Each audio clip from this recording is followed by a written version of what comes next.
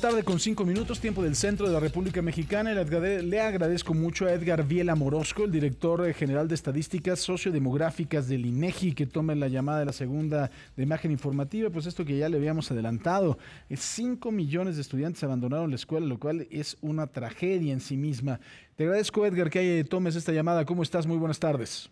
¿Qué tal, Francisco? Muy buenas tardes a ti y a tu auditorio. Es un gusto platicar sobre estos nuevos resultados. Cuéntanos un poquito, en términos generales, una radiografía de estos 5 millones de estudiantes que abandonan la escuela. Sí, mira, estamos teniendo que en el ciclo escolar 2019-2020, 750,000 de estos alumnos no concluyeron dicho ciclo escolar debido a alguna razón relacionada por el COVID. Ese dato en sí mismo ya es muy importante. Es decir, de los 33.6 millones de personas que estaban realizando el ciclo escolar, insisto, 2019-2020, 740,000 no concluyeron el ciclo escolar. Ese dato es respecto al corte que tú recordarás cuando todavía la pandemia alcanzó a impactar a esos alumnos que en el año 2020 a mediados debieron de haber terminado su ciclo escolar. Pero por otro lado, cuando se llega a septiembre, pues los niños y adolescentes y jóvenes se preparan para ingresar a las escuelas y resulta que ahí, si bien se inscribieron 32.9 millones de niños y adolescentes, pues resulta que hay 5.2 millones que no se inscribieron, ya sea por temas relacionados por el COVID o porque no tenían dinero. Aquí también es muy importante recordar que muchas familias, sobre todo en abril y mayo, 12 millones, concretamente 12.5 millones, perdieron su trabajo y 13 millones quedaron subocupados. Entonces, todos estos impactos se van acumulando y reflejan en que o directamente por COVID estas personas ya no pudieron inscribirse o por cuestiones económicas, laborales, también tuvo ese efecto, ¿no? Adelante. Oye, Edgar, cuéntame algo. ¿Hay algún grado de estudio en particular que haya acaparado la mayor cantidad de estudiantes que se salieron? Sí, es correcto. Por ejemplo, del ciclo escolar, del ciclo escolar 2019-2020, esto se dio principalmente en el sistema de educación media superior. Eso es muy importante. Eso en términos eh, en términos relativos, donde hubo una mayor diversificación respecto a los impactos, pero en términos de volumen, pues recordaremos que los niños están en la primaria, que es donde tenemos mayor cobertura de dicha población. También ellos se pueden ver seriamente afectados por estas situaciones, ¿no? En términos relativos, insisto, la educación media superior. Oye, también creo que midieron algo con el tema de las clases presenciales. ¿Qué encontraron, Edgar? Bueno, primeramente, un dato que fue muy interesante por ejemplo, para no haberse inscrito en el ciclo 2021, casi 27% de las razones para no inscribirse fue que consideraban que las clases a distancia son poco funcionales para el aprendizaje. Ese es un primer elemento de resultado que es importante tomar en cuenta. Pero no solamente eso, cuando ya indagamos las ventajas y desventajas, por ejemplo, dentro de las desventajas de no estar asistiendo a la escuela, es que no se aprende es decir, que no se aprende o se aprende menos que de manera presencial. Esto con un 58% de las personas que están refiriendo eso. Si ellas mismas reconocen que es más seguro, el 56% reconoce que estar en casa lo que provoca es que es menos riesgoso para la salud de los alumnos y se mantienen seguros en casa. Eso sí lo reconocen, pero también a su vez en casi la misma proporción están reconociendo que no se aprende de igual manera.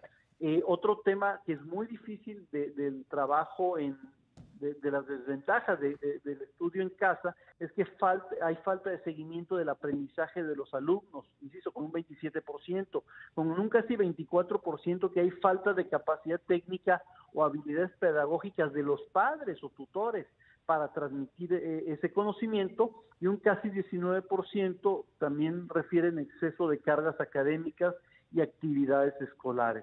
Entonces, como bien hay algunos pro, pero también hay toda esta serie de contras que vuelven retos, y si te fijas aquí empieza a participar o empieza a levantar la mano los padres, ¿no? Ujú. O sea, ya no nada más es lo que opinen los menores sobre la educación, sino también la perspectiva que están teniendo los padres respecto al reto de educar a sus hijos. Y en ese sentido te doy un dato adicional, que es, por ejemplo, en preescolar, el 84% de quienes dan seguimiento para el ciclo escolar 2021, quienes están dando seguimiento o apoyando a las actividades escolares es la mamá, 84.4, contra 5.4 el papá.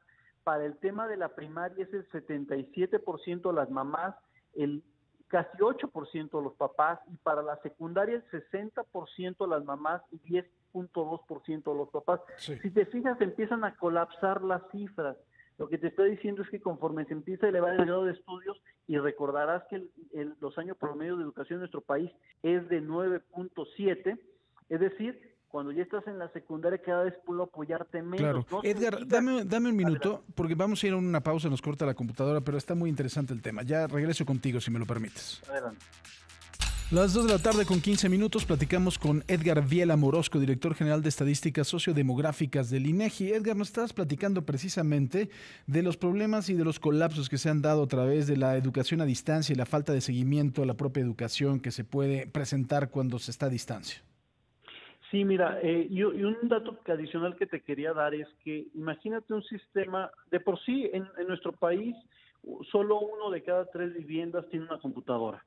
Particularmente en la educación superior, el 56% de estos estudiantes sí están teniendo computadora, pero conforme vas bajando el grado académico, es decir, media superior, esta baja a 31%, secundaria es 17% y en la primaria 9.8%.